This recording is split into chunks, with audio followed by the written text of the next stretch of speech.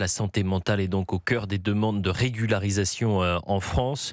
Selon une enquête que vous avez produite pour Marianne, dans notre pays, des étrangers en situation irrégulière peuvent obtenir un titre de séjour pour soins. C'est une exception unique dans le monde. Il n'y a pas un pays qui accepte cela. Selon un rapport de l'Office français de l'immigration et de l'intégration, les troubles psychiatriques font désormais partie des principaux motifs invoqués. Donc Rachel Binas, dites-moi si je me trompe, on va prendre un cas pratique. Je suis un migrant en situation irrégulière, j'arrive d'un pays nord-africain, j'arrive en France de manière irrégulière, et puis une fois sur le sol français, je vais faire une demande de régularisation, de droit d'asile, en invoquant un trouble psychiatrique. C'est ça qui se passe Alors, aujourd'hui. si vous voulez, le mode d'emploi, il faudra attendre quelques mois quand même, avant en effet de pouvoir formuler cette demande de titre pour soins, appelé communément titre étranger malade. Et vous pouvez donc soumettre votre dossier à l'appui. Avec, alors là on parle des troubles psy, mais il peut y avoir bien sûr d'autres motifs. La plupart des motifs sont pris en compte. Et il faudra donc que vous expliquiez que, eh bien, s'il n'y avait, en l'absence d'une prise en charge, eh bien, ça pourrait avoir des conséquences d'une exceptionnelle gravité. Alors, le texte est assez clair, mais le droit a tendance, les juges administratifs ont tendance à élargir cette catégorie-là, et éventuellement, en effet, bénéficier d'une prise en charge. Donc, c'est à la fois le dossier et aussi la visite médicale qui décidera ou non si vous pouvez avoir ce titre. Ça peut être pour J'entends. vous, ça peut être pour votre enfant également. Dans ce cas-là, si votre enfant bénéficie du titre, les parents sont aussi couverts par ce titre. Les pathologies les plus représentées parmi les demandes en 2024, vous avez les troubles névrotiques, la schizophrénie, les troubles de l'humeur, les troubles du développement psychologique ou autres troubles psychiatriques. Voilà les cinq principales pathologies les plus représentées.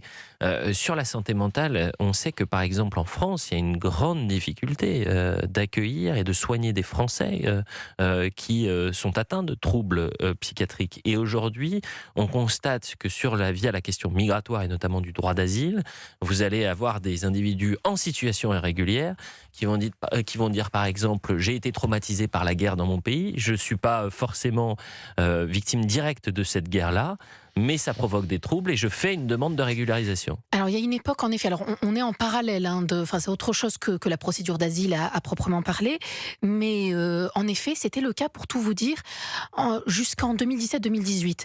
À l'époque, jusqu'en 2017, ce titre pour soins est géré par le ministère de la Santé et les fameuses ARS, Agences régionales de santé. À l'époque, la procédure est beaucoup plus, je dirais, souple.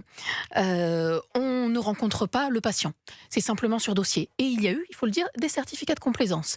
C'est pour ça d'ailleurs que les chiffres ont tendance à baisser, parce que à l'époque, il peut y Quand avoir vous dites à l'époque, c'était il y a combien de temps? Pardonnez-moi. 2017. 2017. Donc on est moins de 10 ans. moins de 10 ans, mais 2017, pardonnez-moi, c'est donc C'est hier. c'est hier, c'est politique macroniste.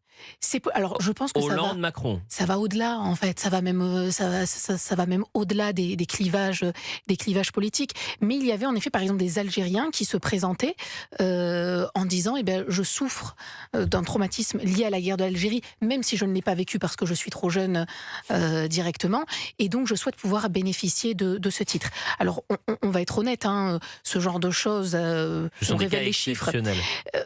C'est exceptionnel, et surtout aujourd'hui, la procédure est plus lourde. Mais D'accord. toujours est-il que, comme vous l'avez dit, nous sommes le seul pays au Au monde monde à à proposer proposer quelque chose d'aussi généreux, Vous riez, avec, comme Sébastien vous l'avez Ligné. mentionné, des moyens qui semblent de plus en plus limités, et des services dans certaines spécialités qui saturent déjà. J'entends. Alors, on a des pourcentages sur les troubles psychiatriques, mais est-ce qu'on arrive à chiffrer ces demandes de droit d'asile? Est-ce qu'on sait ce que ça représente aujourd'hui? Alors, les demandes de titres pour soins, Ah oui, exactement. tout confondu. Alors, simplement pour ceux qui sont liés aux troubles mentaux et du comportement, on était à 2738 dossiers traités en 2024. Vous me direz, 2734, est-ce que c'est vraiment énorme à l'échelle de la France? Dans certains services, des questions se posent, et des médecins ont témoigné au cours de mon enquête, et ça fait quand même plusieurs années que je travaille là-dessus. Si on parle de la psychiatrie, l'autisme dans cette nomenclature étant lié, autisme, l'enfant, on a déjà des services qui saturent. Donc si vous rajoutez des cas, la question de la prise en charge se pose. Si je fais un pas de côté, si vous me permettez, dans d'autres cas, ça peut être la dialyse, les greffons, le cancer de l'enfant. On a forcément des places qui sont assez limitées et c'est une charge qui se rajoute et qui en plus peut être concentrée dans certaines régions de France.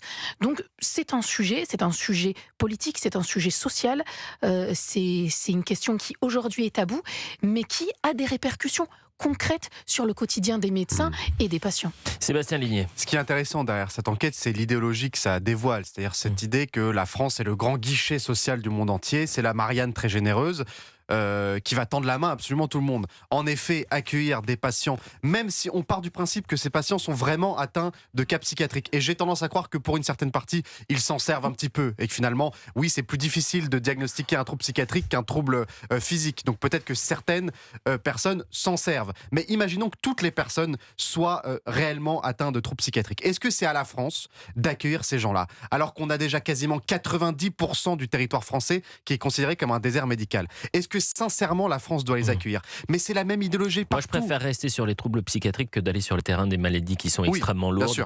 Que la France puisse soigner un enfant atteint d'un cancer, ça me paraît une chose. Quand la France a déjà du mal à soigner ses propres enfants. Bien sûr. Attendez. On a des Américains qui viennent.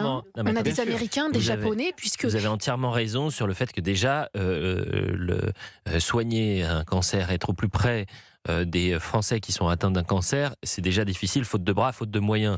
Mais là, la question, elle est bien au-delà de ces cas qui sont exceptionnels. On va sur un terrain qui est sur le terrain du droit d'asile. J'ai le souvenir, pendant la campagne présidentielle de 2022, que des candidats expliquaient, preuve à l'appui, chiffre à l'appui, qu'aujourd'hui le droit d'asile était un droit qui était dévoyé pour mille et une raisons. Ils étaient taxés de fascistes, d'extrême droite, et force est de constater qu'aujourd'hui, ils ont plutôt raison. Et que certains ont préféré se cacher les yeux plutôt que de voir le réel, encore une fois. Il est 12h26, on continue d'en parler dans un instant, parce qu'il y a Christelle qui souhaite réagir, notamment sur l'aide médicale d'État. Et puis on revient sur la question du droit d'asile, qui est aujourd'hui un droit. Est-il dévoyé? C'est la question qu'on peut se poser dans un instant sur Europe. Besoin d'y voir plus clair avec vous, Rachel Binas. La France, terre d'accueil des déséquilibrés. Comment les troubles psy sont devenus un motif de régularisation. On parle là du titre de séjour pour soins, une sorte de carte de séjour délivrée si la personne est atteinte d'une maladie et ne peut être soignée efficacement dans son pays. Et finalement, il faut remplir quelques critères. Mais la situation régulière en France n'est pas un critère obligatoire. C'est-à-dire qu'une personne en situation irrégulière peut obtenir donc ce titre de séjour, qui est un titre de séjour temporaire, si je ne m'abuse. Alors c'est une très bonne question que vous soulevez là. Il est temporaire, oui, en soi d'un point de vue administratif. Il peut être sujet à renouvellement. Et si par exemple on prend le cas de l'autisme, à partir du moment où il n'y a pas de guérison possible, le titre peut s'étendre sur une période extrêmement longue. Pour répondre plus précisément à la remarque que vous faisiez, en effet, il s'agit d'être là depuis un certain nombre de mois sur le territoire français. En 2023, près de 25 000 demandes ont été enregistrées. C'est quasiment 3% de plus qu'en 2022. Vous avez plus de 60% d'avis favorables. Donc on pourrait se dire, c'est épisodique, anecdotique. Non, sur 10 ans, vous imaginez ce que ça peut représenter, en sachant évidemment que vous avez des systèmes de soins en France qui sont déjà saturés, que vous avez des soignants qui manquent de bras et qui manquent de moyens. Et aujourd'hui, vous avez des personnes en situation irrégulière qui ont finalement une certaine connaissance de notre droit. Totalement. Et qui vont prendre en considération ce qui se passe et des droits dont ils disposent pour dire, par exemple, je suis atteint de troubles psy du fait de la guerre qui s'est déroulée il y a 60 ans chez moi, mais indirectement, je ne l'ai jamais vécu, mais indirectement, j'en souffre. Et donc, je demande à obtenir ce titre de séjour, Rachel Binas. Ce qu'écrit le rapport que Marianne a pu consulter en exclusivité, je vous lis un passage assez court. L'attrait de la France, grâce à ses dispositions perçues comme généreuses par les familles étrangères, aggrave le déficit des structures de soins qui n'arrivent pas à couvrir les besoins actuels. Oui, donc c'est-à-dire voilà, le principe tout est de dit. pompe aspirante. Bah oui, tout est dit. Tout est dit effectivement dans ce rapport. Nadine et Christelle sont avec nous. Dans un instant, je vous donne la parole, bien sûr, Christophe et Sébastien Ligné, mais c'est important aussi d'avoir les auditeurs, les auditrices. Avant d'avoir Nadine qui nous appelle depuis Paris, je voudrais qu'on ait Christelle, puisqu'elle travaille avec des demandeurs d'asile. Bonjour Christelle. Bonjour. Alors, quel regard portez-vous sur cette enquête de Marianne et plus généralement, c'est vrai que souvent on a parlé du droit d'asile, c'est un tabou pour les politiques, ça ne l'est pas forcément pour les Français. Ils ont bien conscience qu'aujourd'hui c'est un droit qui a été dévoyé, c'est devenu une filière migratoire, certains disent, et que aujourd'hui sur la question des soins et notamment l'aide médicale d'État, on est sur quelque chose d'autre hein, là, bien évidemment, mais on essaye de prendre un peu de hauteur, voir le problème dans son ensemble. Là aussi, c'est une question qui n'a toujours pas été réglée par l'État. Alors tout à fait. Alors je voudrais déjà confirmer les propos de Rachel. Effectivement, depuis moi je dirais 2015, il y a une augmentation liée à ce droit au séjour pour raison médicale. Donc il y a des personnes donc qui arrivent donc en France hein, de façon irrégulière et qui par tous les moyens essayaient d'obtenir un titre de séjour pour raison médicale. Alors ils passaient d'abord par le père, voilà. Ils étaient déboutés de leur demande. Ensuite, ça passait par la mère, c'était débouté. Et utilisent aussi donc les enfants. Ce qu'il faut savoir, il y a une dizaine d'années, on a carrément eu des bus de Géorgie qui sont arrivés devant les préfectures avec des enfants ou des personnes avec des troubles du comportement, avec un handicap bien précis. Et effectivement, les demandes de droit de séjour ont été accordés ces dernières années assez facilement parce qu'ils arrivaient à obtenir ils voyaient tous les médecins possibles, des médecins qui ont fait des attestations, il y en a même qui voulaient se faire opérer, qui ont fait des opérations pour obtenir ce droit de séjour et notamment ces derniers temps c'était souvent les enfants avec des troubles avérés, qui sont des troubles de déficience, et qui obtiennent des places en instituts médico-éducatifs, alors qu'il y a des listes d'attente énormes pour les gens du droit commun. J'entends votre témoignage, Christelle. À chaque fois, évidemment, je me tourne vers Rachel Binès. Moi, je découvre, évidemment, comme tous les Français, ces chiffres et cette enquête, et on a besoin d'y voir un peu plus clair. Visiblement, les demandes sont en baisse entre 2015 et aujourd'hui. C'était 2017, je dirais. 2017 et aujourd'hui, mais ça reste quand même une enquête importante. Vous parliez de Géorgie, c'était des enfants pour des dialyses, visiblement. Alors, il y a en effet ce que relève Christelle, des parents qui peuvent arriver avec leur enfant qui a un trouble mental, de manière marginale, mais qui existe. Témoignage à l'appui, je raconte dans Marianne, on a le cas par exemple de ces parents qui arrivent avec un enfant. L'enfant, visiblement, en effet, est atteint d'un trouble mental, c'est très clair, mais lorsque les médecins parlent avec les parents, ils ont le sentiment très fort qu'ils ne connaissent pas leur enfant. Ce n'est peut-être pas leur enfant. Oh là là, Ça, l'instrumentalisation des enfants existe. Et pour compléter simplement ce que disait très bien Christelle, en effet, vous pouvez faire plusieurs fois la même demande, sachant que pendant le temps de traitement de la demande, du dépôt du dossier... Vous n'êtes plus en situation irrégulière. Vous n'êtes plus expulsable, pardonnez-moi. Vous êtes en situation régulière, le temps de traitement de la demande. J'imagine que la demande, elle prend beaucoup de temps. 2 mois et demi en moyenne, mais vous pouvez faire une demande plusieurs fois. Vous pouvez en faire combien des demandes Il n'y a pas de limite. Il n'y a pas de limite quant au nombre de demandes qui est faite. Christophe Bordet. Bon, alors, si je comprends bien, la France a le cœur sur la main, mais ça, on le savait un petit peu déjà. Moi, ce qui m'effraie un petit peu, et ce que l'on n'a pas dit jusqu'à présent, et ce sont des faits, ni plus ni moins. Les faits, c'est quoi ? Et je ne sais pas s'il faut faire ce rapport de cause à effet. Évidemment, il n'est pas général, il ne peut pas être général. Mais enfin, trouble psychiatrique égale très souvent auteur d'attaque au couteau. Alors, ça a été le cas en Allemagne avec un certain nombre d'Afghans qui sont arrivés en Allemagne sous Angela Merkel, puisqu'elle en a fait rentrer 1 million.